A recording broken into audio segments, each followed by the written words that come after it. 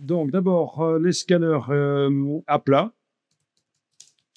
Ce sont les scanners que vous connaissez, où nous avons une vitre qui, en fait, n'en est pas une, c'est du plexiglas. Donc, en fait, c'est de l'acrylique. Plexiglas, c'est non commercial, mais c'est de l'acrylique, donc c'est incassable. Par contre, ça griffe facilement, il faut faire attention. Donc, les scanners à plat. Généralement, vous allez avoir le capteur qui glisse sur des rails sous la vitre. Ça, vous connaissez tous. Ce sont les scanners à plat bas de gamme.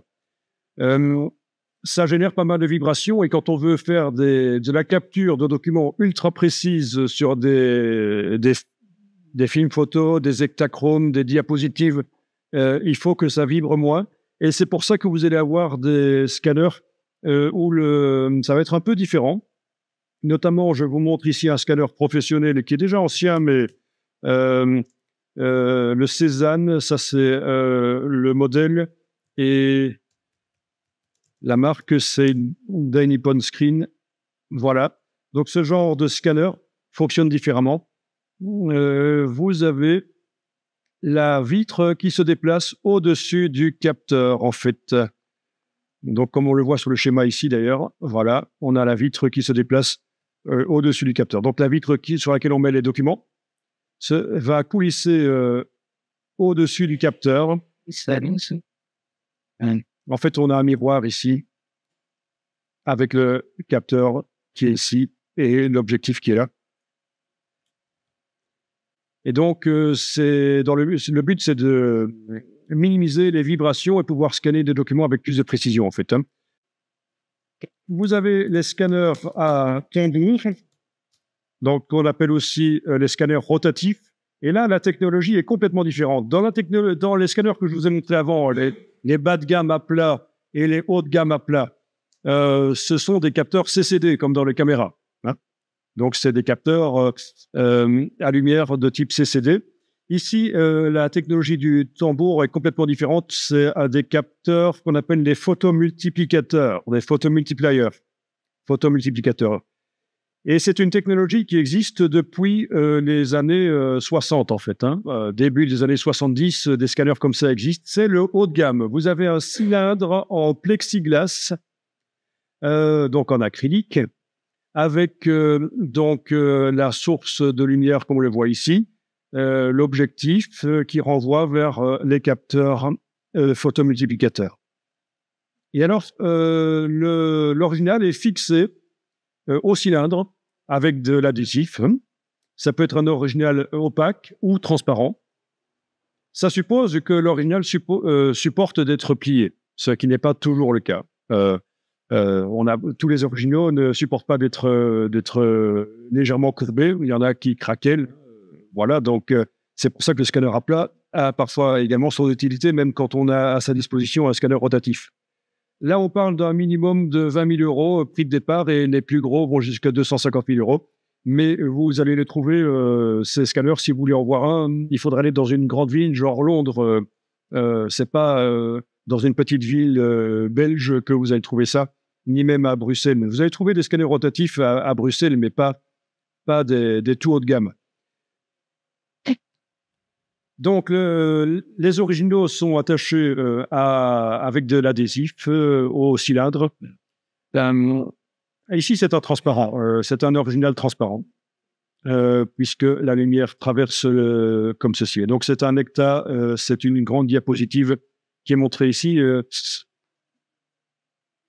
Alors, oui, si je vous parle de ça, c'est surtout parce que ça fait partie de la culture numérique. Si vous avez affaire à des gens qui sont depuis longtemps dans le milieu, si vous parlez d'un scanner rotatif ou scanner à tambour, au moins vous n'allez pas tomber des nues et vous demander de quoi il s'agit. Alors, comment ça fonctionne? Le tambour tourne à très grande vitesse.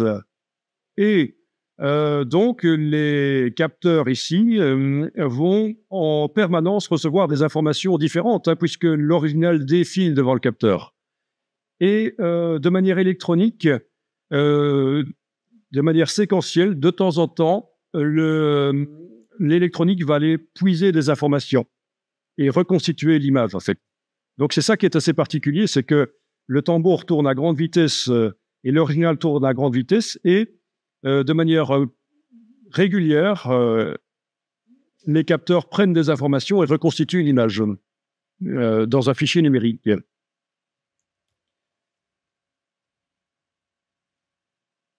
Bien, on en voit un ici.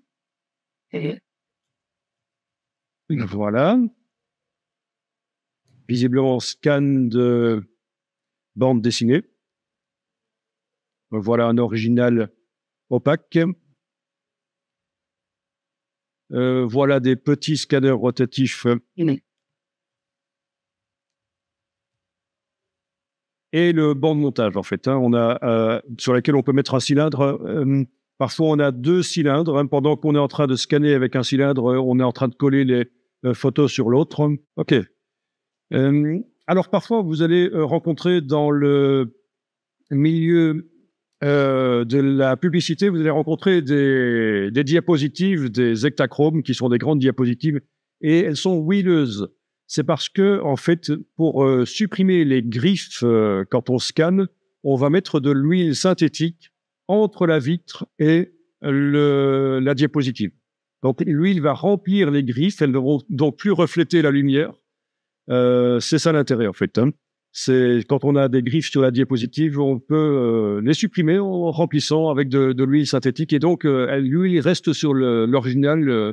C'est pour ça que parfois vous allez rencontrer donc des photos huileuses. Elles sont certainement passées sur un scanner rotatif. OK, les premiers scanners rotatifs, et je pense que c'est ça qui est montré ici, oui, en effet.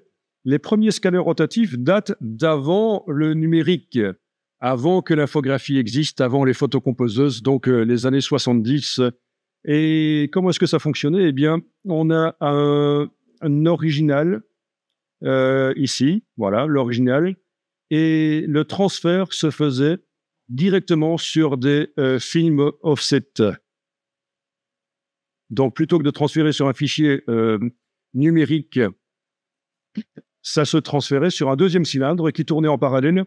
Donc, au fur et à mesure que ça scanne l'original de la photo, ça le reproduit sur des films offset, donc des films photosensibles, en fait, avec un tramage qui se crée.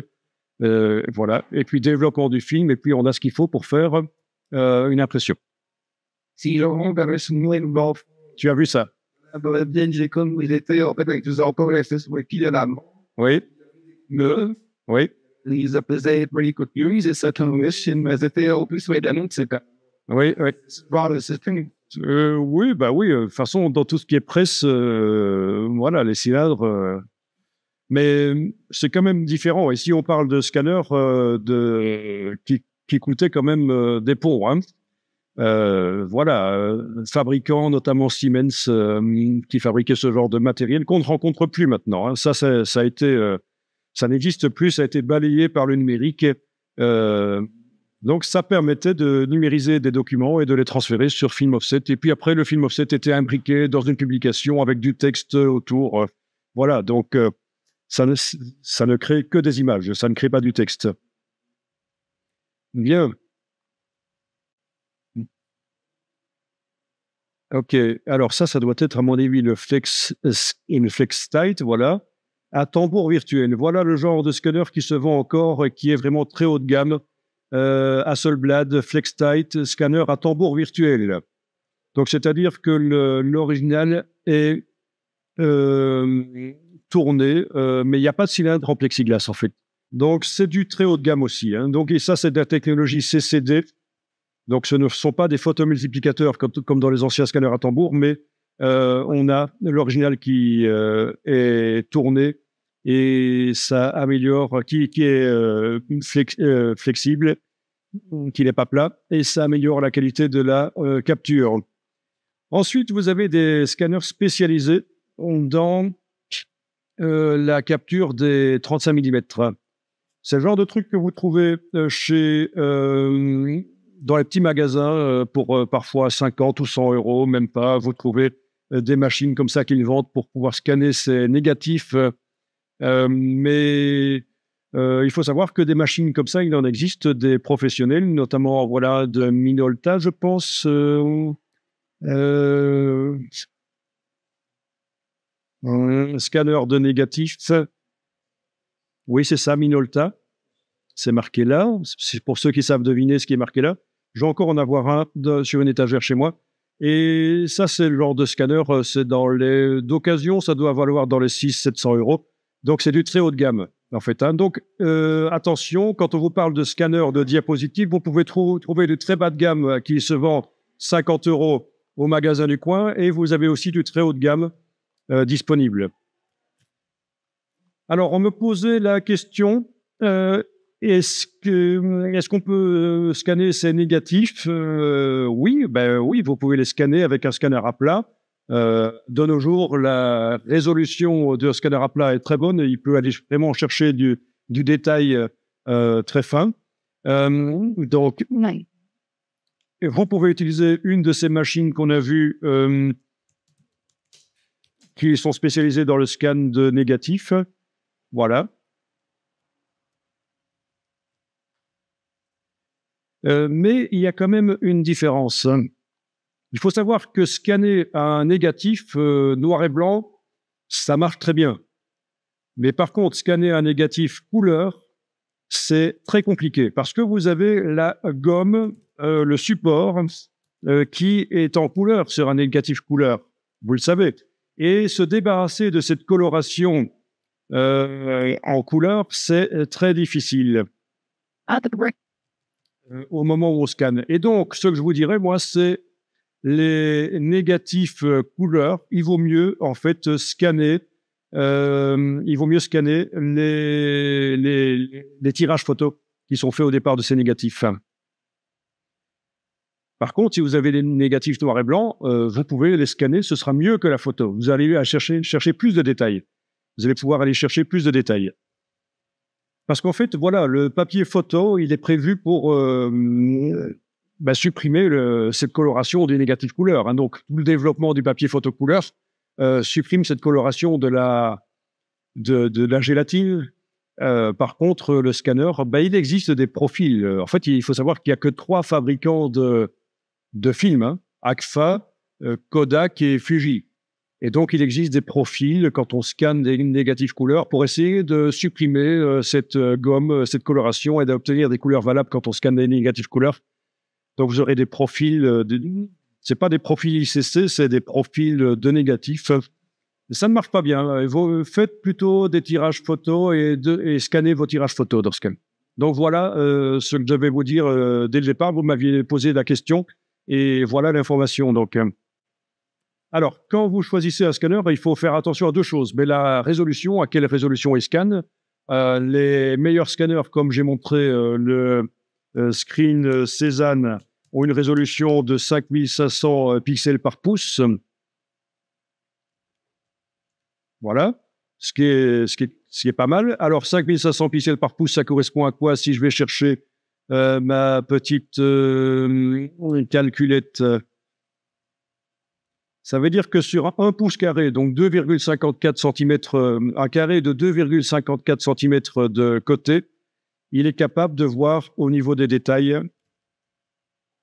Je multiplie 5500 fois 5500. C'est pas ça, je me suis gouré. 5500 fois 5500. Donc, il est capable de voir 30 millions de détails différents sur 1 pouce carré. C'est important quand on scanne des petites diapositives et qu'on veut aller chercher vraiment le détail ou des négatifs. Bien. Les scanners rotatifs, on parle d'une résolution de 10 000 pouces, 10 000, oui, résolution de 10 000 détails par pouce. Donc, ça fait 100 millions de détails par pouce carré. Ça va beaucoup plus loin. OK. Les scanners que vous trouvez actuellement dans les supermarchés, les petits scanners qui coûtent grosso modo une centaine d'euros, vont chercher à peu près 1 500 000 détails. C'est résolution de 1200 pixels détails par pouce, en fait. Hein. D'accord pour avoir ce genre de qualité il y a 10 ans, ça me coûtait beaucoup plus cher. Hein. Donc, en fait, c'est comme tout, les télévisions, tout ce qui est électronique augmente en qualité et diminue en prix. OK. Alors, la résolution, donc il faut faire attention à ça. On peut dire qu'une résolution de 1200 pixels par pouce actuellement, 1200 pixels linéaires, donc par pouce linéaire, c'est un minimum.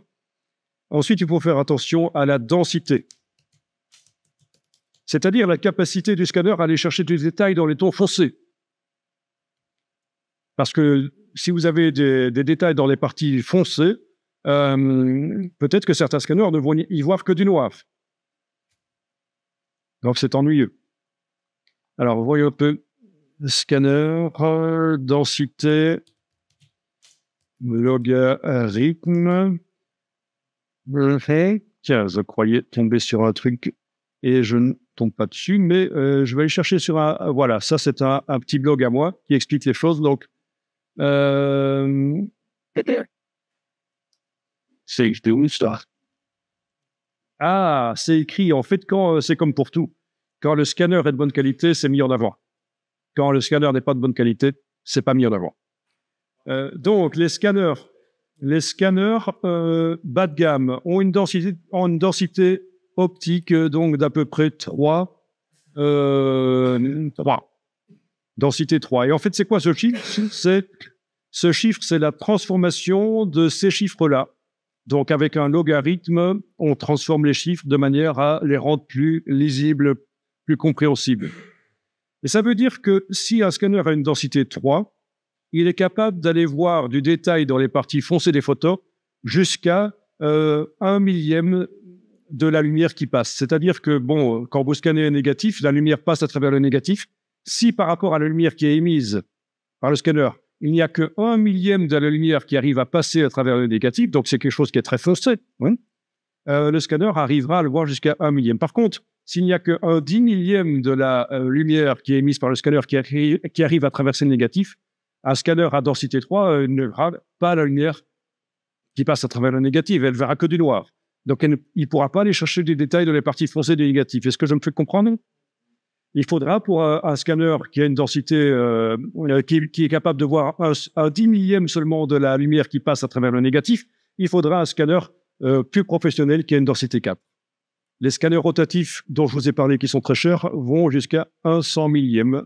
Ils ont une densité 5, ce sont les seuls qui le permettent. Vous ne verrez jamais un scanner à plat qui a une densité 5. Maximum 4,6. Donc, à peu près un 30 millième de la lumière émise par le scanner qui arrive à traverser l'original. Et voilà. Et même chose pour les opaques. Hein. La lumière qui est reflétée par l'original, si vous avez un original très foncé, s'il n'y a que un 30 millième de la lumière qui est reflétée par l'original, voilà, il faudra vraiment un scanner de très haute qualité pour arriver à voir ces subtilités-là. Un scanner de référence à plat pour les photographes. Scanner Perfection V750, bon, qui vaut quand même dans les 800 €. Scanner format A4, lui, il va chercher assez loin le détail. Alors, est-ce qu'il nous donne les caractéristiques techniques ici? Sans doute pas, mais je vais faire une recherche. Et alors, densité, voilà. Densité, voilà. Apparemment, l'ampleur de densité du V750 Pro est de 4,0. Voilà. C'est pas un vieux truc, les scanners. Hein, ça sert toujours. Quand vous avez des œuvres d'artistes à scanner, des aquarelles ou des dessins layout, c'est toujours utile.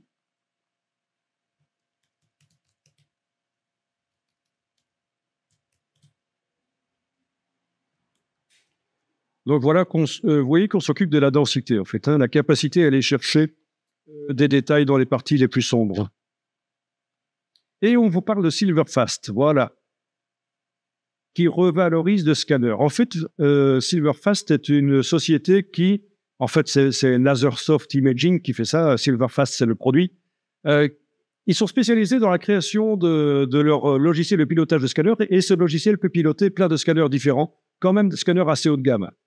Pas le petit scanner à 50 €. Il faudra quand même un scanner assez haut de gamme, minimum 150, 200 € minimum. Hein. Et ça va permettre d'obtenir un résultat meilleur qu'avec le logiciel de pilotage qui est livré d'origine avec le scanner. Donc ça, il faut le savoir. Et voilà, vous avez un bel exemple ici. Je vous parle d'un scanner qui est une référence dans le monde de la photographie pour un rapport qualité-prix pas mauvais. Hein. On ne parle pas de dépenser 5 000 € et de devoir bouffer des pâtes pendant 3 ans. Hein. Donc, c'est un scanner qui se vend 700 €, là, 750. On le trouve même pour moins cher d'occasion.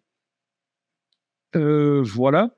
Et pensez à Silverfast, qui est un logiciel qui coûte quand même un peu, mais qui vous permettra d'obtenir beaucoup plus de votre scanner. Si je voulais le tester, il est téléchargeable et vous pouvez le tester et scanner avec. Il va simplement vous mettre des filigranes sur les photos scannées, mais vous pourrez le tester vraiment. OK. Et c'est pas celui-là que je cherche, c'est solution.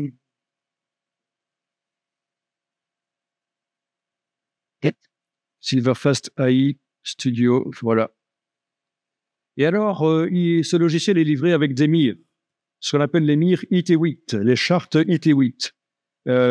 C'est une charte ici qui est imprimée sur un papier photo, qui est développée sur papier photo et qui vous permet, donc, vous la mettez sur la vitre du scanner, vous scannez et ça va analyser la manière dont le scanner capture les couleurs et ça va corriger. Si le scanner ne capture pas les couleurs exactement comme il devrait, ça va faire la correction couleur. Donc, les fois suivantes, une fois que vous avez mis la charte sur le scanner, que vous avez fait la calibration du scanner avec la charte IT8, vous allez avoir une capture des couleurs bien meilleure, en fait. Hein. C'est le même principe que pour les écrans ou pour les imprimantes, ça se calibre. Il existe des chartes, c'est livré avec des chartes également sur film couleur, en fait, quand vous scannez des diapositives. Vous avez des chartes spéciales diapositives pour calibrer le scanner pour capturer des transparents.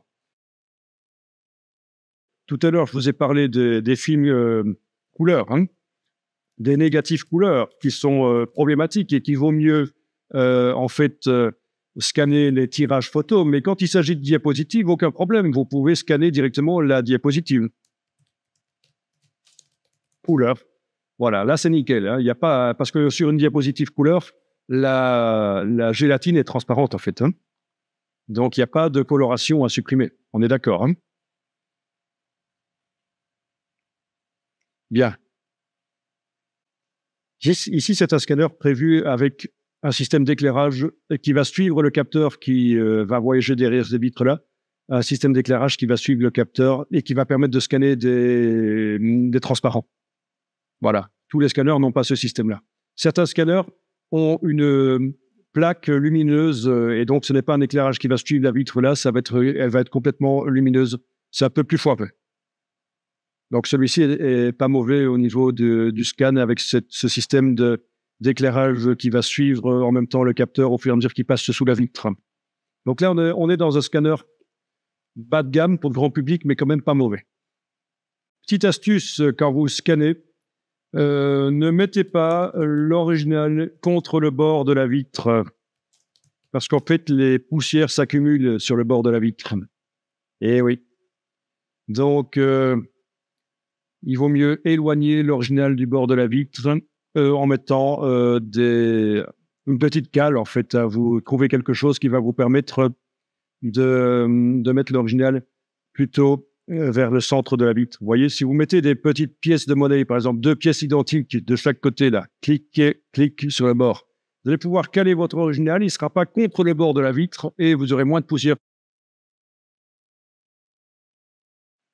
Voilà. Autre astuce, si vous avez beaucoup de petites photos à scanner, vous pouvez les disposer toutes sur la vitre et vous allez dans Photoshop automatiquement séparer les photos. Il y a une fonction qui vous permet, quand vous montrez à Photoshop une image qui contient plein de petites photos, ils peuvent toutes vous les sortir tout seuls. Donc, vous n'êtes pas obligé de mettre... vous pouvez scanner plein de photos ensemble. Alors, ça suppose que, bon, il faudrait trouver un réglage, passer son temps au moment où on scanne à faire pour chaque photo un réglage différent au niveau de la couleur. Mais en fait, ça, vous ne faites pas. Vous avez intérêt, quand vous scannez, à scanner sans corriger les couleurs et scanner en RGB 16 bits par canal. Donc, ce qu'on appelle le 48 bits, le RGB 3 fois 16 bits. Donc, alors, voyons un peu.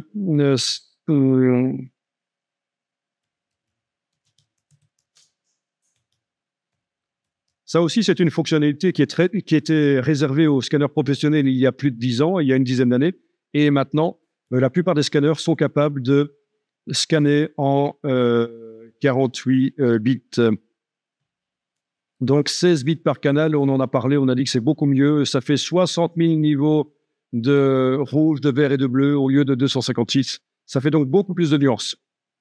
Et en plus, vous voyez que chez Silverfast, ils ont un système qu'ils appellent le HDR qui va consister à scanner en plusieurs fois et à combiner. Mais ça, c'est vraiment spécifique à eux. Voilà, par exemple, dans le panneau Silverfast, mais si vous avez un scanner Epson avec un logiciel de pilotage Epson, c'est la même chose, un scanner HP ou je ne sais quoi.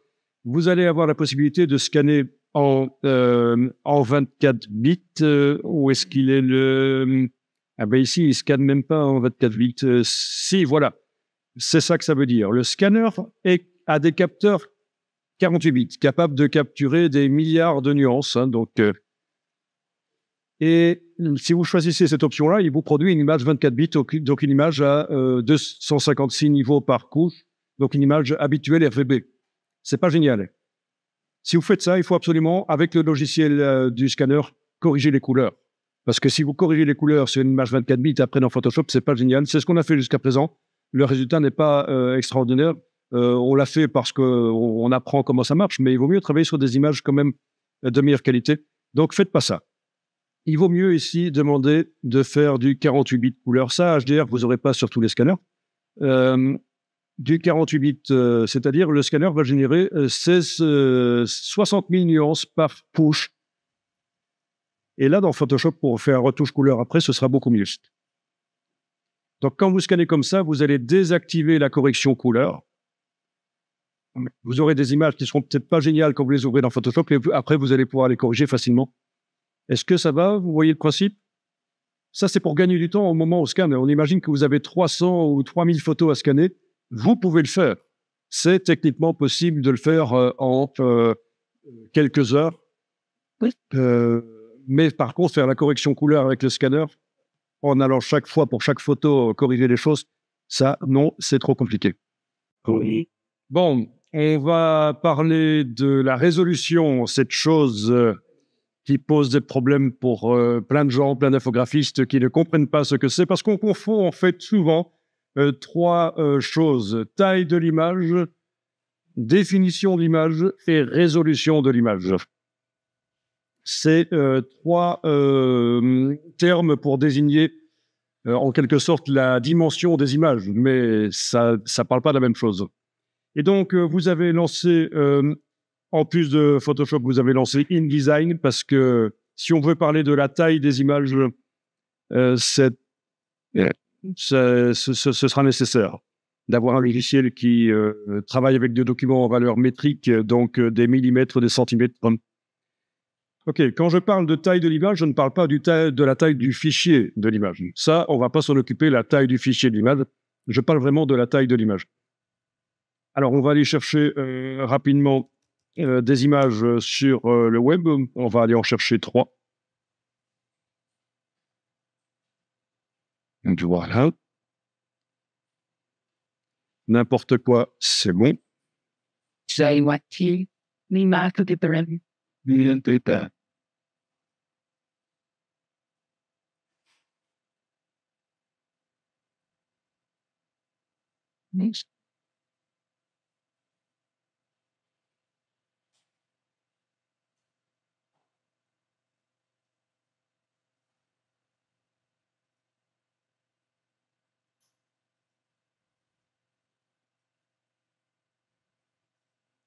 Donc, je vais mettre ça dans un dossier qui va porter la date d'aujourd'hui.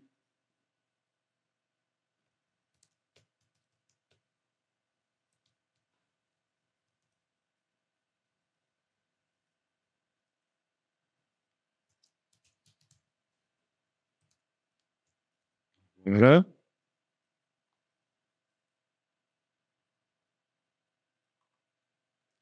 Donc ça, c'est un guépard. Je dis ça parce qu'il y en a beaucoup qui disent que c'est un léopard, mais ce sont des gens qui ne connaissent pas bien les animaux, qui se contentent de les manger.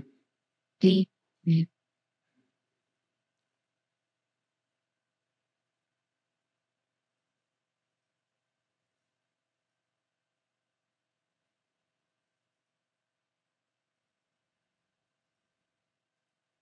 Ah, mais là, peut-être que je vais essayer.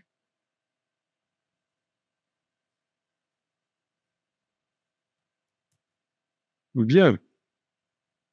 Donc, je vais les ouvrir dans Photoshop.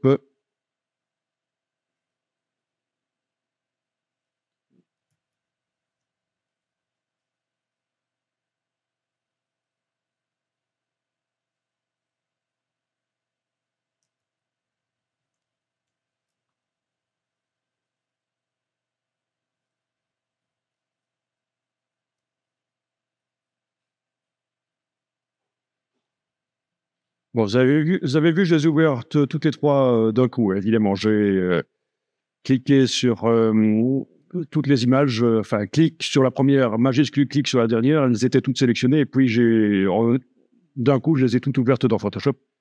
Ça, c'est facile, et on va faire à peu près la même chose dans InDesign quand on va les importer. Bon.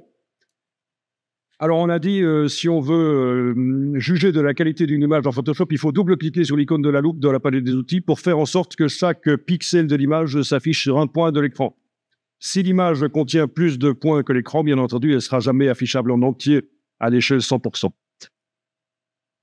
Et donc là, je suis en train de vérifier un peu la qualité de mes images.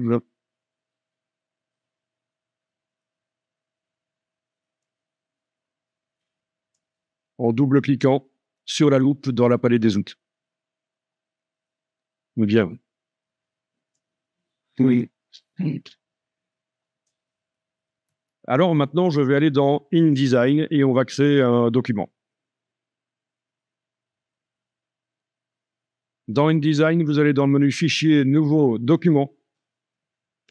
Et on va prendre un document format A4 horizontal. Donc voilà, c'est du presque 30 cm de largeur et 21 cm de hauteur. Le bout de plan, c'est ça. OK. Donc, vous avez votre document A4 horizontal dans InDesign.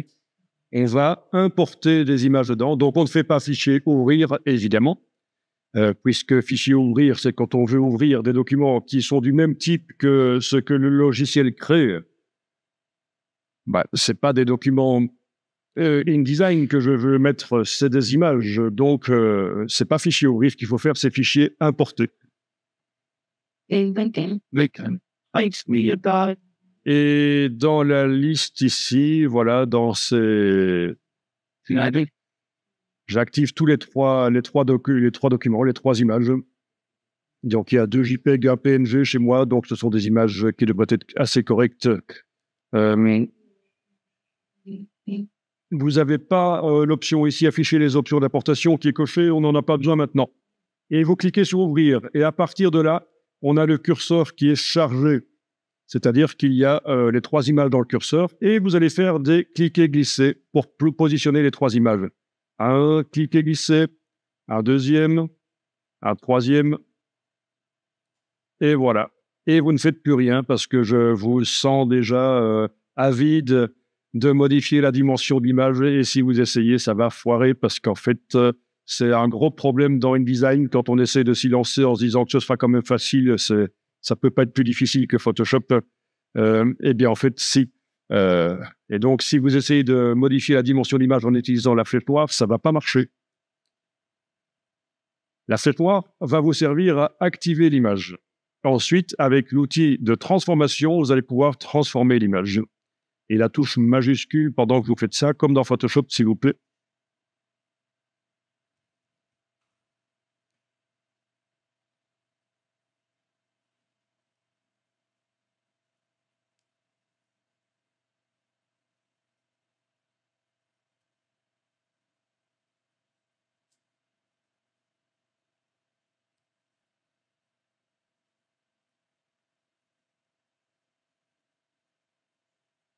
Bon, on a donc 3 images dans InDesign. Je vais enregistrer le document InDesign.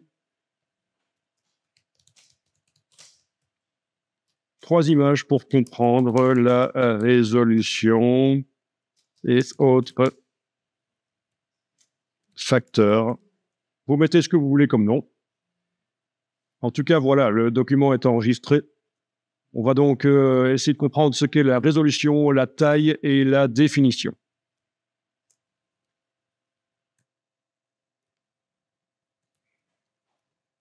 Eh bien voilà, donc dans Photoshop, les images, quand je double-clique sur la loupe dans la palette des outils, j'affiche donc les images à l'échelle 100%. Et je suis en train de voir quelle est la définition de l'image. C'est-à-dire, est-ce que l'image contient assez de pixels pour montrer le détail de la réalité qui a été photographiée. Donc, si l'image contient assez de pixels pour me montrer ce que je veux voir de la réalité, par exemple, si ça m'intéresse que j'arrive à voir précisément les poils de la bestiole ici et la peau, les rides, etc., et j'arrive à les voir dans l'image, ça veut dire que l'image, pour moi, a une bonne définition. On est d'accord? La notion de définition, c'est ça. La définition de l'image, une image qui a une bonne définition, ça veut dire qu'elle contient assez de pixels pour montrer les détails que je veux y voir. Ceci dit, nous avons ici une image qui contient beaucoup de pixels, mais dans mon cas, la mise au point, visiblement, a un problème. C'est sans doute un morceau d'une image plus grande, ça a été agrandi dans Photoshop, etc. Donc, c'est flou. Et donc, voilà, beaucoup de pixels dans une image ne veut pas dire nécessairement qu'on a de la définition. Il faut vraiment le vérifier. Donc, c'est lié, forcément. Hein. Pour avoir une bonne définition dans les images, il faut beaucoup de pixels. Mais beaucoup de pixels ne veut pas nécessairement dire charrette, ça ne veut pas dire qu'il y a nécessairement du détail. Alors, si vous cliquez sur la petite case en bas à droite ou si vous allez dans le menu Image, taille de l'image, vous voyez le nombre de pixels de ces images. Voilà. Vous ne voyez pas la petite case avec les... Oui, là, on est dans Photoshop, en fait. Voilà. OK. Bien, de retour dans InDesign, on va maintenant s'occuper de la résolution. Alors pour ça, vous allez faire apparaître la palette des informations. Menu Fenêtre, Informations. Et dans la palette des informations, vous allez cliquer sur les images. Tiens, un petit bug dans la palette des informations. Chez moi. Oh, c'est super, ça. Qu'est-ce qui... Ça, c'est malin. C'est malin si on commence à avoir un bug d'affichage.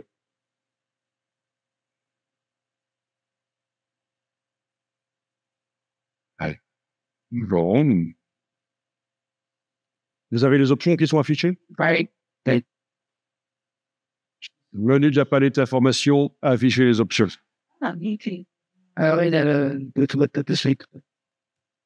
OK. Je vais tenter de quitter InDesign et de le relancer parce que chez moi, j'ai un petit bug d'affichage de ma palette des informations juste à l'endroit où je dois lire des choses. J'arriverai à les lire, mais pour que vous y arriviez, je préfère essayer de voir si je peux relancer la chose. C'est la première fois que ça arrive. C'est particulier quand même.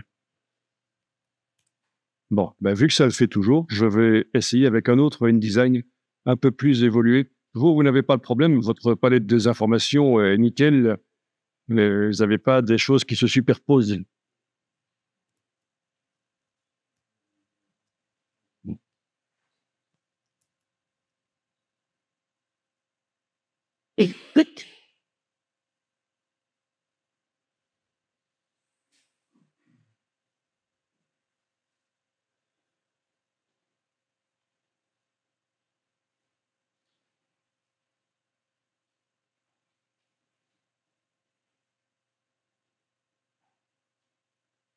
Bon, là, ça marche dans la dernière version. J'aurais pu essayer de remettre à zéro l'ancien InDesign aussi. Je suis dans la version la plus récente, CC 2014. Et voilà, je n'ai pas de problème avec les images ici. Et avec la palette des informations et les options qui sont affichées, quand vous cliquez sur une image, vous voyez sa résolution. Il faut regarder à la ligne PPP effectif, pixels par pouce effectif. Donc celle-ci, je vois que sa densité de pixels, parce que c'est ça en fait, hein, c'est par rapport au système métrique. Nous avons une feuille de 21 cm sur presque 30 cm. On est en mesure métrique sur le document. Et donc par rapport à cette surface en centimètres, il y a une certaine densité de pixels suivant la dimension que j'ai choisi de donner à l'image. Et cette densité est de 600 pixels par pouce. Oui, c'est ça qui est un peu compliqué, c'est que pour la résolution, c'est ça en fait, hein, les pixels par pouce. La résolution, on travaille en mesure anglaise, et même si on est dans un document en mesure, comment est-ce qu'on dit, universelle, comment est-ce qu'on dit, des mesures métriques, quoi. Voilà, je vais cliquer sur l'autre image. Elle est à 251 et l'autre à 497. Bien, donc ça veut dire que sur une distance d'un pouce, donc 2,54 cm, nous avons 600 pixels, donc une distance d'un pouce. Alors, ça ne représente pas une distance d'un pouce. Bon, si vous voulez le voir, vous allez prendre l'outil de création de rectangle ici et vous allez cliquer sans bouger la souris et on va taper 25,4 mm sur 25,4 mm. Ça va être un carré, voilà, auquel vous pouvez donner une couleur de fond. Normalement, la case de fond est déjà enclenchée dans la palette des outils et vous devriez avoir le nuancier quelque part sur l'écran.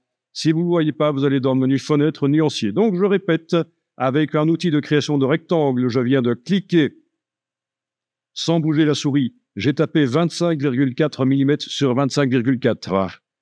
Et c'est je vais modifier la case de fond et je donne une couleur. Voilà, ce que vous voulez, qui se trouve dans le nuancier.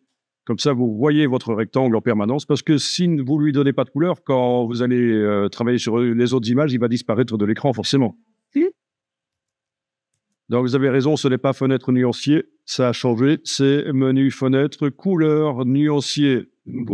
Ceci dit, vous l'aviez aussi sur le côté, là, parmi les panneaux. C'est ça.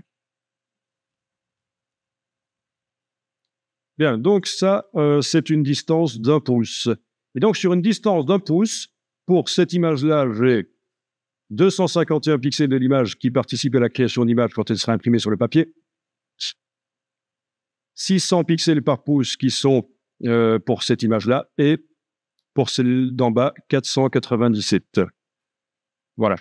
Et donc, vous devriez comprendre à ce stade-ci que la résolution est une notion qui n'est importante que quand on imprime, parce que ça décrit, en fait, la résolution, c'est le nombre de pixels de l'image qui sont utilisés pour reproduire l'image sur le papier, sur une distance d'1 pouce. C'est pour ça que je vous ai dit que dans Photoshop, et là je suis de retour dans Photoshop, la résolution, on ne s'en occupe pas. Bon, il y a des exceptions rares où je fais une affiche qui a une certaine dimension. Oui, mais si vous faites de la création dans Photoshop, ce qui compte, c'est que vos images aient de la définition. Par rapport à ce que vous voulez faire, il faut qu'il y ait assez de pixels. Vous faites vos photomontages avec la meilleure définition possible. Donc, le plus de pixels possible, mais il ne faudrait pas qu'il y en ait trop parce qu'il ne faudrait pas que ça ralentisse la machine. Et chaque fois que vous voulez mettre un flou gaussien sur une image, ça vous prend 5 minutes. Ça, c'était dans les années 80 que ça se passait comme ça. J'ai connu ça. Hein. Photoshop, pas vraiment les années 80, c'était début des années 90. J'ai commencé avec Photoshop 1.5 pour mettre sur une image de 600 pixels sur 800 un flou gaussien. D'abord, on n'avait pas le preview. Hein. Il fallait régler le curseur et puis on voyait ce que ça donne une fois qu'on avait cliqué sur OK, mais il fallait attendre 5 minutes que le flou soit appliqué. Donc vous voyez, et là on avait intérêt à travailler sur plein d'ordinateurs en même temps, sinon c'était infernal, quoi. Donc ça c'est la belle époque. Donc vous avez vraiment énormément de chance, les choses vont beaucoup plus vite. Mais malgré tout, avec Photoshop, on peut obtenir, si on travaille sur des images qui ont beaucoup de pixels et si on commence à multiplier les calques, les effets spéciaux, etc., on peut malgré tout avoir des ralentissements importants. Je vous ai parlé l'autre jour de la possibilité, dans les préférences performance, d'aller indiquer un disque dur de mémoire virtuelle qui normalement doit être vide. Photoshop va l'utiliser. Avoir beaucoup de mémoire. Ici, j'ai seulement 8 gigas, ce qui est un peu minuscule. Avoir un processeur rapide, c'est déjà un ordinateur assez ancien ici. Donc, processeur i7, mais c'est pas mal, mais seulement 8 gigas de RAM. Et je ne vous conseille pas d'acheter des Mac parce que c'est cher. Si vous avez l'occasion d'acheter des PC, vous aurez pour beaucoup moins cher une machine plus performante. Donc, voilà, il faut le savoir. Donc, quand vous êtes dans Photoshop, je reviens au sujet, c'est la définition d'image qui compte. Vous faites vos montages, vous vous arrangez pour ne jamais perdre du détail. On l'a dit, hein, pas de transformation manuelle vers le bas. Juste parce que j'emmène un élément dans un décor et que l'élément est trop grand, je ne vais pas faire transformation manuelle et le réduire. Je vais plutôt m'arranger pour que le décor soit plus grand. Super important, ça. Et donc là, vous devriez comprendre que la résolution, c'est vraiment uniquement quand j'imprime. Alors, ici, voyons un peu pour cette image-là, qui a une résolution linéaire, donc ça veut dire une distance de 600 pixels par pouce. Ça veut dire que sur un pouce carré, il y a combien de pixels qui participent à la création de cette image? Eh bien, je vais aller chercher ma petite calculatrice. Voilà, la petite calculatrice, et je vais multiplier 600 fois 600. Ça veut dire 360 000 pixels sur une distance d'1 pouce carré pour créer cette image. Mais en réalité, si vous imprimez pour une impression offset chez l'imprimeur, ça va l'offset, vous connaissez vaguement, ça vous dit quelque chose? Oui? Parce que j'ai déjà eu des personnes en formation qui n'avaient jamais entendu ce mot-là. Donc, c'est les presses chez l'imprimeur, c'est la technique d'impression chez l'imprimeur la plus répandue. Eh bien, il suffit en fait d'une résolution. Il faut que les images soient et une résolution par pouce de 300 pixels sur un pouce linéaire, et ça nous fait donc 90 000 pixels par pouce carré. Donc, c'est ce qu'il faut pour une impression, généralement chez l'imprimeur, c'est ce qu'on dit. Il faut une résolution de 300 pixels par pouce. Et donc là, on est largement au-dessus avec 600 pixels par pouce pour cette image, pas de problème. Au moment où on va exporter le PDF qu'on va donner finalement à l'imprimeur pour qu'il imprime le document, on pourra réduire automatiquement toutes les images qui sont au-dessus de 300 pixels par pouce pourront être ramenées à 300. Ça peut se faire au moment de l'exportation PDF. C'est une fonctionnalité parce qu'on ne va pas donner un PDF inutilement lourd à l'imprimeur avec beaucoup plus de pixels que nécessaire. OK, celle-ci, elle a 251 pixels par pouce. Ça veut dire qu'on s'éloigne quand même assez bien des 300 pixels par pouce. Elle est un peu faible, elle va s'imprimer correctement, mais elle risque d'être un peu floue à l'impression sur le papier. Mais ça va, c'est pas encore dramatique, on est encore proche de 300. Celle-ci est à 497, c'est nickel. Bien. Évidemment, si on agrandit les images, par exemple, si celle-ci, je clique dessus avec la flèche noire, puis je prends l'outil de transformation manuelle et avec la touche majuscule, je l'agrandis. Voilà. Au niveau de sa résolution, flèche noire, cliquez dessus à nouveau, ben, je suis passé à 113. Logique, hein, c'est comme un élastique. Quand vous tirez sur un élastique, la quantité de matière qui compose l'élastique est toujours la même, mais l'élastique devient plus fin. Ben, c'est le même principe pour les images. j'agrandis l'image sur la page format A4 et il y aura moins de pixels par pouce pour créer cette image sur le papier. Donc voilà, c'est à ça qu'il faut faire attention en fait.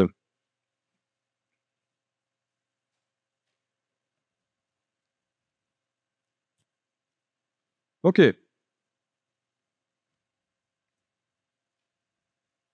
Alors, c'est quoi les pixels réels? Eh bien ça indique simplement comment c'est pré-réglé dans Photoshop. On va retourner dans Photoshop voir les images et on va s'intéresser un peu à ça. C'est un pré-réglage, mais en fait, quand vous importez dans InDesign les images en faisant un cliquer et glisser comme on a fait, ça n'a pas d'importance. Quel est le pré-réglage? Ce qui compte, c'est quelle est la densité réelle de l'image dans InDesign en fonction de la dimension que je lui ai donnée. Si cette image maintenant, avec l'outil de transformation, je la fais plus petite, même beaucoup plus petite, voilà, elle est maintenant à une résolution, pour l'impression, une résolution de 520. Et non, là, on est largement au-dessus des 300 pixels par pouce, donc c'est bon, c'est juste parce que je l'ai faite plus petite. Et donc, c'est ça qui n'est pas évident à comprendre. On a dans les images Photoshop, on a un pré-réglage de la résolution et de la taille en centimètres des images. Alors là, je vais dans Photoshop et on va recliquer sur la petite case en bas à gauche ou alors vous allez dans le menu Images, taille de l'image. Je suis de retour dans Photoshop, je le répète.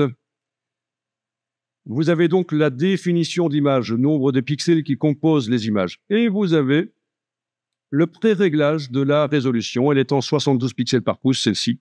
Et à 72 pixels par pouce, avec une quantité de pixels pareille, ça nous fait une dimension de 95 cm sur 62. Donc, tout est lié. La résolution est de 72 pixels par pouce. Il y a ce nombre-là de pixels dans l'image.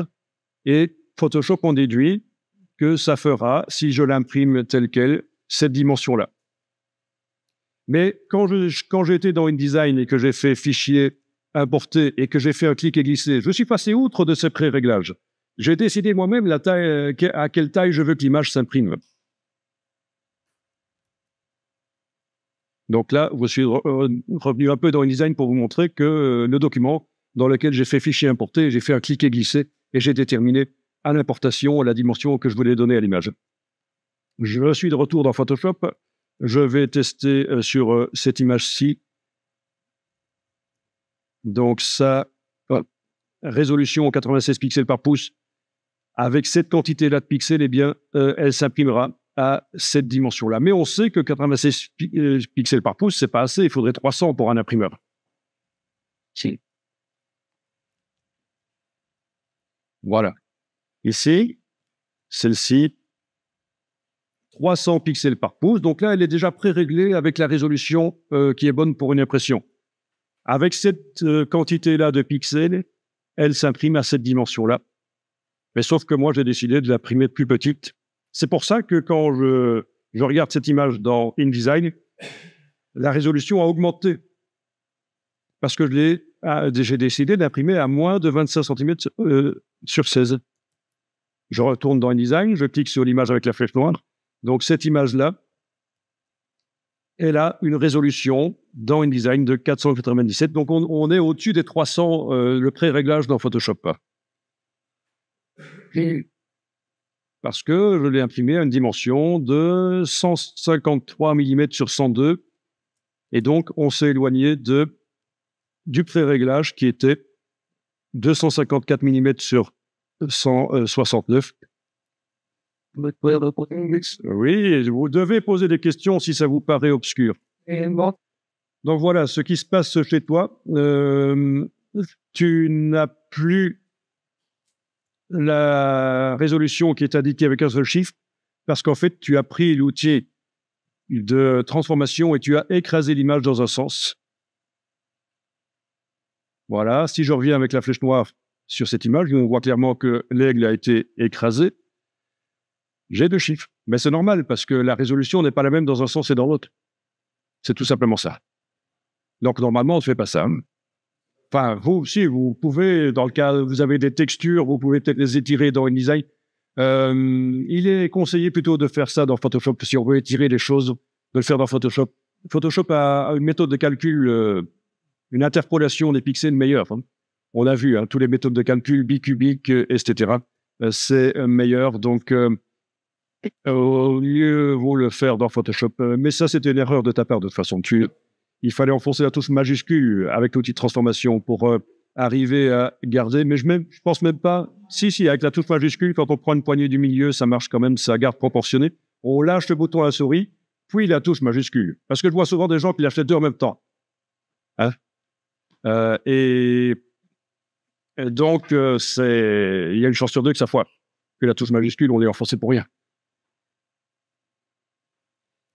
Donc, c'est la touche majuscule qu'on lâche après le bouton de la souris, bien entendu. OK, donc résolution et définition, vous avez eu la différence. Et puis, il nous reste la troisième chose, c'est la taille. La taille, on en a déjà parlé. Vous avez compris que c'est extrêmement lié dans Photoshop ici. La résolution, si on la modifie, par exemple, je vais aller travailler sur cette image-ci, ou celle-là, voilà, pas celle-là, celle-là, voilà. Alors, dans Photoshop, on a donc une résolution de 72 pixels par pouce qui, avec le nombre de pixels que j'ai là, me donne cette dimension-là. On va aller dans Image, taille de l'image. Donc, je répète, je suis dans Photoshop. Image, taille de l'image. Et jusqu'à présent, je vous ai dit qu'il fallait cocher le moteur de multiplication et de division du nombre de pixels dans les images, le rééchantillonnage. Mais on va le décocher ici. Ça veut dire que le nombre de pixels de l'image est bloqué, il ne va pas changer. Et pourtant, j'arrive à changer des choses ici. Alors, on va se mettre ici en centimètres et on retrouve les informations qu'on avait là plus bas. 72 pixels par pouce de résolution. Attention, souvent on fait l'erreur de passer en pixels par centimètre et évidemment la résolution, c'est la même densité de pixels mais exprimée en centimètres. Donc attention, vous ne faites pas ça, hein, vous ne passez pas en centimètres. Donc pixels par pouce, 72. Centimètres 62 sur 95. D'accord. Qu'est-ce qui se passe si je diminue par 2 la résolution? Si je passe de 72 à 36, à votre avis, qu'est-ce qui va se passer? En ayant donc le moteur de multiplication et de division des pixels décoché, donc le nombre de pixels doit rester le même, va rester le même. Vous n'avez pas une petite idée? Au niveau des centimètres, qu'est-ce qui va se passer si je passe de 72 à 36? Ça va diminuer? Alors on essaye. 36, ça fait 2 fois plus. C'est logique.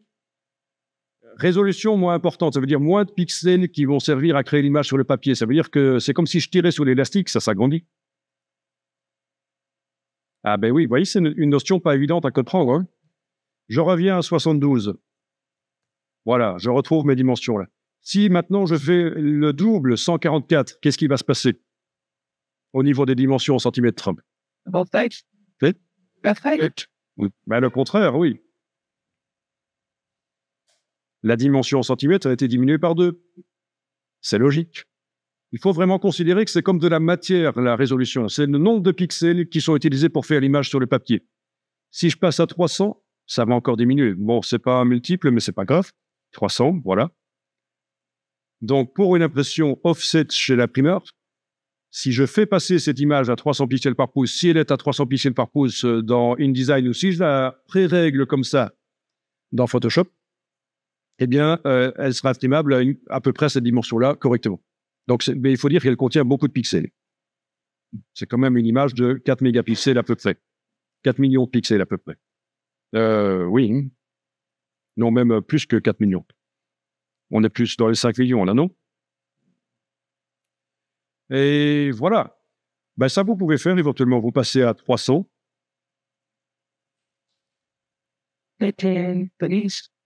On va l'enregistrer en changeant ce nom. Fichier enregistré sous.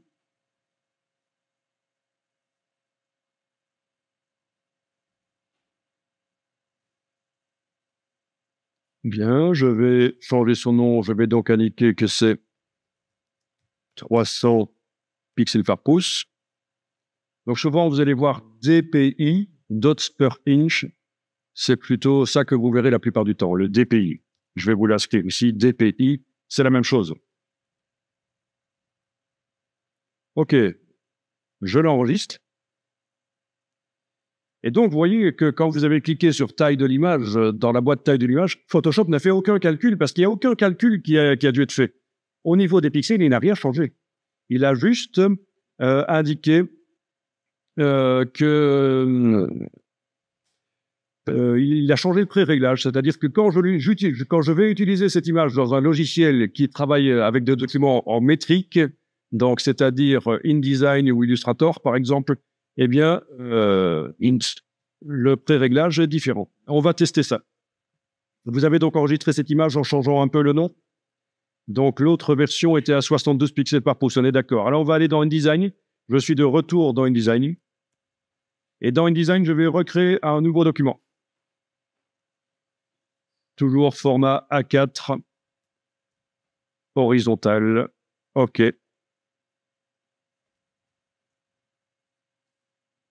Vous souvenez que la fois dernière, quand j'ai donc importé les images dans InDesign, en fait, on a fait un cliquer-glisser. Donc, on est passé outre des pré-réglages de dimension et de résolution qui étaient dans Photoshop. Alors, vous allez faire la même chose, fichier importé. Vous allez importer la version de cette image que vous avez modifiée à 300 pixels par pouce. Ouvrir. Vous allez faire un cliquer-glisser et vous lui donnez la dimension que vous voulez. Et donc, si je vais voir dans la boîte des informations ici, je vois que, en effet, maintenant, pour cette image-là, elle est à 300 pixels par pouce réel et 577. Donc, réel, ça veut dire dans Photoshop, pré-réglé dans Photoshop. Et vu la dimension à laquelle je l'ai mise dans InDesign, elle est maintenant à 577 de résolution. Donc, on est très largement au-dessus de ce qui est nécessaire pour une impression offset chez un imprimeur. Je vais à nouveau faire fichier importé. Et cette fois-ci, je vais aller chercher l'autre image. Attention, vu que ma première image est restée activée, il va falloir, pour qu'elle ne soit pas remplacée, c'est important, n'oubliez pas ça, il va falloir décocher ceci. Je décoche, remplacer l'élément sélectionné. Sinon, l'image qui est actuellement activée va être remplacée par celle que je vais chercher là maintenant. Celle que je vais chercher là maintenant, c'est celle d'avant. Celle que je n'ai pas modifiée au niveau de la résolution. Je fais un cliquer-glisser. Et voilà. Donc, elle est pré-réglée, celle-là, en 72 pixels par pouce. Et je suis retombé exactement sur la même dimension, donc 577. Donc, ces deux images, si je les imprime sur le papier, elles seront identiques. Elles contiennent le même nombre de pixels. Il n'y en aura pas une qui sera plus floue que l'autre, malgré que dans Photoshop. Dans Photoshop, celle-ci est à 72 pixels par pouce et celle-là est à 300. Je pourrais très bien en faire une dans Photoshop qui est à 1 pixel par pouce. L'importer à cette dimension-là, ça ne changerait rien à l'impression. Je peux en faire une dans Photoshop à 5000 pixels par pouce. L'importer dans Photoshop, ça ne changerait pas grand-chose. Ça change. La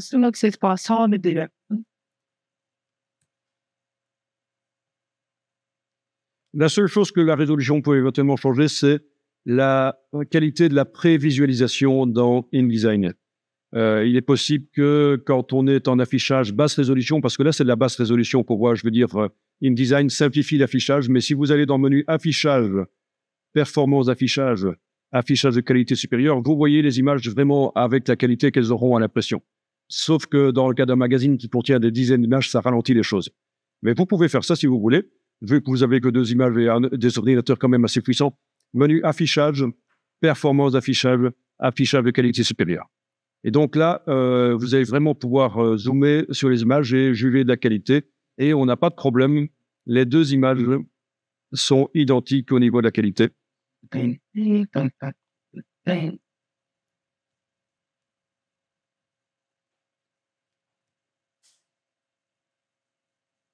Voilà. Je vais appeler ça deux images identiques sur le papier, même si elles ont des résolutions différentes dans Photoshop.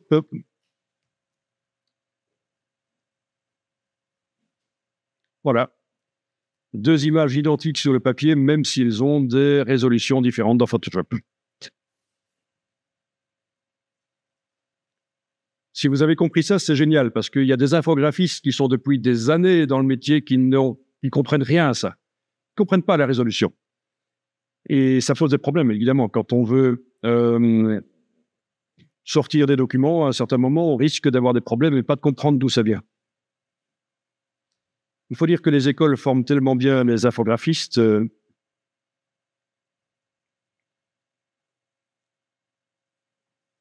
On axe beaucoup sur la créativité, en fait, hein, et le développement personnel. Voilà. C'est super. Alors, on va faire un nouveau document. Nouveau document. Format A4, horizontal. OK. Et cette fois-ci, on va tester l'importation de ces mêmes images. Celle qu'on a modifiée, c'est la 300 pixels par pouce, mais je ne vais pas faire un cliquer-glisser. Je vais faire un cliquer. Voilà. Et là, elle arrive avec les pré-réglages de Photoshop. Parce que je n'ai pas forcé l'image à avoir une certaine dimension en faisant un cliquer-glisser, j'ai simplement fait cliquer. Donc, c'est l'image à 300 pixels par pouce que j'avais été modifiée dans Photoshop. Et là, forcément, on est synchro. Si je vois les informations, dans Photoshop, c'est pré-réglé à 300. Dans InDesign, il est à 300. Et là, cette dimension-là de... Alors, la dimension... Tiens.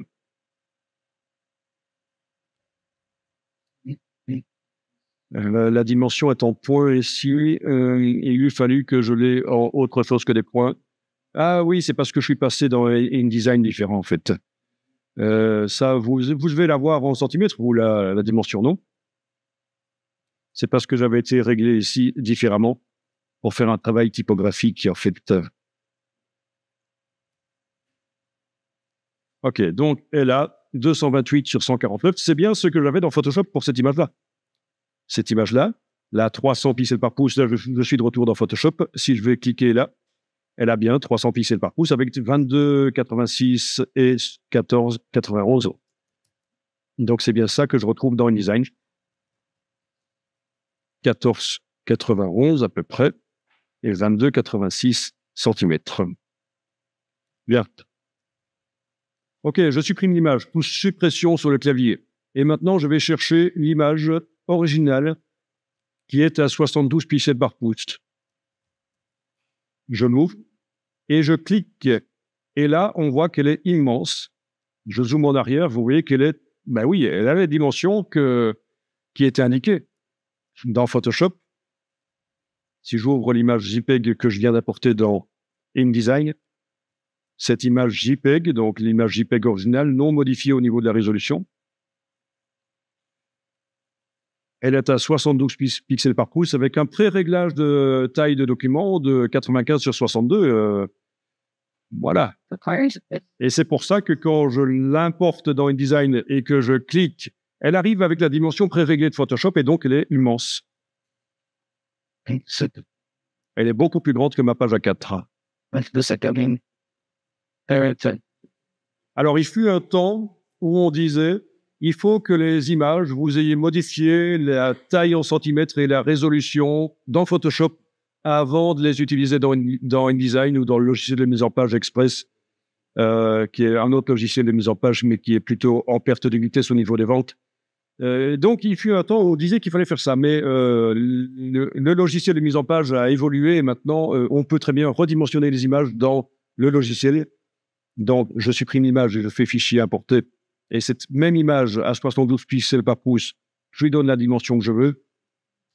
Le calcul ne sera pas si mauvais que ça, tant qu'on reste homothétique, c'est-à-dire tant qu'on ne commence pas à écraser dans un sens ou l'autre, ça va aller, pas de problème. Donc 72 pixels par pouce, pré-réglé dans Photoshop, mais avec la dimension que je lui ai forcée, là, en faisant un clic et glisser, on est à 288. Donc on est très près des 300 pixels par pouce, il n'y a aucun problème. Alors, 300 pixels par pouce, c'est la résolution qu'il faut quand on imprime pour l'impression offset chez l'imprimeur. Si vous faites des impressions jet d'encre sur papier ou sur bâche ou quoi que ce soit, du jet d'encre, 150 pixels par pouce, c'est ce qu'on dit en général, ça suffit. Donc, ça fait 4 fois moins de pixels par pouce linéaire. Ça fait 4 fois moins de pixels par pouce linéaire, 150 pixels par pouce. On est d'accord? Si je multiplie 150 fois 150, j'obtiens 22 500, qui est le quart de ce que j'obtiens quand je multiplie 300 par 300.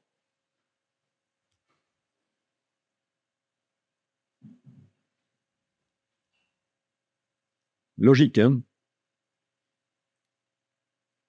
Ça ne vaut pas la peine. Alors, pour certaines impressions haut de gamme, mais haut de gamme, par du haut de gamme, des livres d'art, des magazines d'art, on peut monter jusqu'à 450.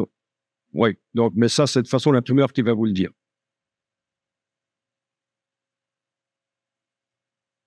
Non, en jet d'encre, généralement, ça ne va pas valoir la peine, sauf pour des impressions haut de gamme à nouveau. Si on veut faire des facsimilés de photographies, mais si c'est pour des impressions de bâche, des banderoles qui vont servir sur un salon voilà, donc non. Bien. Et donc, j'ai parlé de l'impression offset. Et alors, ce qui me sidère, c'est qu'il y a des gens qui n'ont jamais entendu parler de ça, alors que ça a radicalement changé le monde, en fait. Sans l'impression offset, eh bien, le monde ne serait pas ce qu'il est, parce que tous les magazines qui sont apparus depuis les années 50 et qui ont influencé culturellement de manière lourde et massive la société, ça s'est développé grâce à l'apparition de cette technique d'impression, qui date de bien avant, en fait. Ça date du début du XXe siècle, mais ça s'est surtout développé à partir des années 50-60. Donc, l'impression offset, qui est basée sur la répulsion de l'eau et de la graisse. Et en fait, c'est un peu une évolution de la lithographie, qui est une ancienne technique qui a été utilisée notamment par des artistes comme Toulouse-Lautrec pour faire des affiches. La lithographie, c'est-à-dire le dessin au crayon gras sur des pierres. L'offset, c'est le même principe. Les plaques qui sont dans la presse reçoivent une couche d'eau qui ne tient pas à l'endroit où le gras se trouve. Ensuite, on passe de l'encre qui ne tient pas là où se trouve l'eau. Elle ne va donc se mettre que là où il y a du gras. Donc voilà, c'est le principe. Répulsion des corps gras et aqueux. Voilà. OK. Donc voilà, il faut... c'est révolutionnaire, l'offset. Alors, autre information, les imprimantes jet d'encre.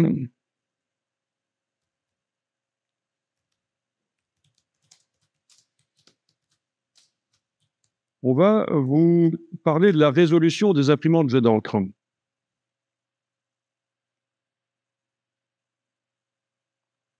Et on va vous dire, c'est quand même extraordinaire, la résolution des imprimantes jet d'encre.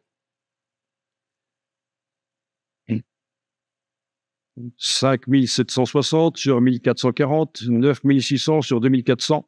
C'est monstrueux le nombre de points qu'il y a.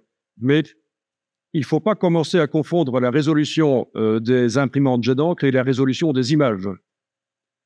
Parce qu'en fait, quand vous êtes dans Photoshop et que vous voyez les images, ou quand vous êtes dans InDesign, et on sait que dans cette image-là, sur une distance d'1 pouce, on aura 288 pixels dans un sens, 288 pixels dans un autre. Donc, ce sont des pixels. Eh bien, dans le cas des imprimantes jet d'encre, ce ne sont pas des pixels, on ne parle pas de pixels, on parle de petits points de couleur. Donc, les imprimantes jet d'encre, pour créer les couleurs sur le papier, elles jettent des petits points cyan, magenta, jaune, noir. Et en fait, c'est la densité de ces points. Mais pour faire un pixel qui est composé, qui a une couleur, il faut beaucoup de points d'imprimante jet d'encre. Donc, on ne parle pas de la même chose, en fait.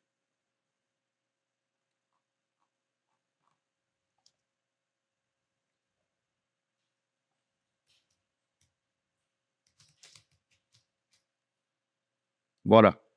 Donc là, on a les fameux petits points de l'imprimante jet d'encre.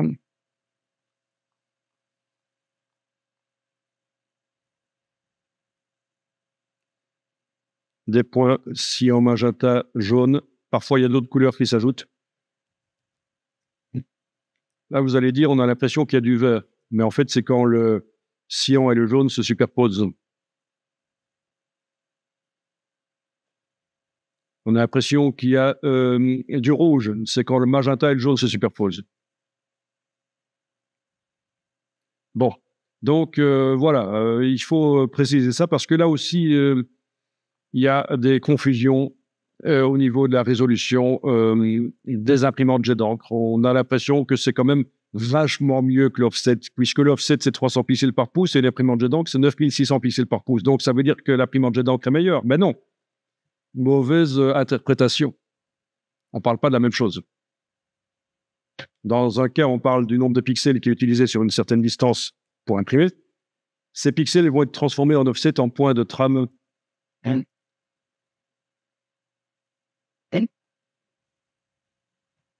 Alors, si vous voulez vous lancer dans tout ce qui est impression, c'est quand même intéressant de trouver des solutions pour avoir des informations et pour vous cultiver au niveau technique. Parce que sinon, vous allez faire des erreurs dans la création de vos documents. Et en plus, les imprimeurs vont pouvoir vous baratiner et vous dire n'importe quoi. Ben oui. Ils vont vous dire, ça, c'est pas possible de le faire, ou ça va coûter très... Ah, monsieur, vous savez, mais ça va coûter très cher, mais on peut vous le faire. Mais donc, voilà, il faut connaître, hein, c'est comme tout. Hein. Voilà, quand on achète une voiture et qu'on n'y connaît rien, on y va avec quelqu'un qui s'y connaît en mécanique. Quand on achète une maison et qu'on n'y connaît rien, on va avec un expert. Donc, soit vous engagez un expert en impression, soit vous apprenez vous-même. Donc voilà, dans le cas de l'impression offset, il va y avoir de la trame régulière, contrairement à la trame de l'impression jet d'encre qui sera aléatoire. Dans offset, ce sera une trame régulière.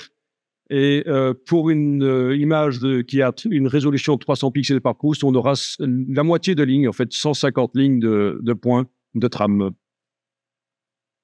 C'est nécessaire de transformer les images pixels en points de trame parce que l'offset est une technique qui ne permet pas de faire de la nuance. Soit l'encre est sur le papier, soit elle n'y est pas. Et donc, quand on veut donner l'impression de dégrader des photographies, il faut absolument jouer avec des points qui vont avoir en fait différentes dimensions.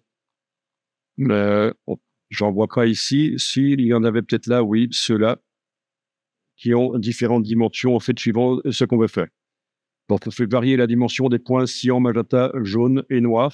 Ici, on voit qu'on a des petits points cyans, par exemple, et ils sont plus grands à d'autres endroits. Donc, c'est comme ça qu'on va donner les nuances dans les images. C'est ça le principe du tramage, l'impression offset. Et alors, on va vous parler d'un appareil qui s'appelle le RIP. Là aussi, c'est rigolo. Il y a plein de gens qui ne savent pas ce que c'est qu'un RIP. Ils vous disent, on va ripper un DVD, on va ripper la vidéo. En fait, ça vient de Raster Image Processor. Donc, raster image, ça veut dire image matricielle. Donc, c'est parce que dans Photoshop, les images sont des images matricielles, en fait. Ça veut dire que les pixels sont disposés de manière régulière. Vous le voyez, en colonne et en rangée. Mais on utilise très peu ce terme français. On appelle plutôt ça les images bitmap, ce qui veut dire la même chose, en fait. Bitmap et matriciel, ça veut dire la même chose. C'est des rangées et des colonnes de pixels. Donc, un processeur pour images matricielles, donc le RIP. Et chez l'imprimeur, il y a un RIP dont le but est justement de transformer les documents que vous lui soumettez en trame offset.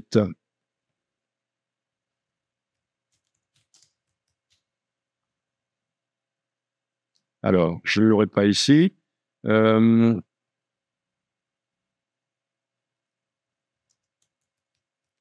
va falloir que je trouve le bon terme pour le trouver. C'est quand même une machine assez confidentielle et pour trouver ça. OK. Donc, ça se présente généralement sous la forme d'un bête ordinateur, en fait, mais assez bien gonflé avec un programme spécialisé. Bon. Alors,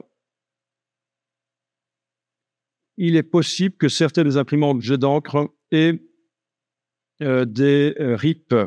Les imprimantes haut de gamme peuvent être accouplées à un RIP qui va faire un processus sur les documents que vous envoyez à l'imprimante.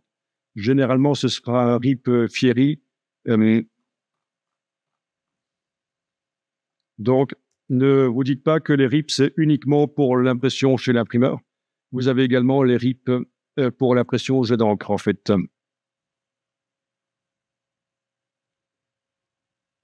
Ça, c'est quand on doit envoyer des documents complexes et obtenir des simulations de superposition d'encre, typiquement pour faire de l'épreuvage, donc de la simulation d'impression offset. Parce que lancer une impression offset, c'est extrêmement lourd. Et donc, avant, si on veut voir ce que ça donne, on utilise des impressions jet d'encre, des imprimantes jet d'encre. OK, avez-vous des questions? Les photocopieuses couleurs interfacées ont également des RIP. Ben oui, interfacé, une photocopieuse couleur qui est liée à un ordinateur, généralement entre les deux, il y a un autre ordinateur. Un RIP. Donc, ce sont des petits ordinateurs spécialisés dans le traitement d'images. OK, on aura l'occasion d'y revenir à la formation InDesign.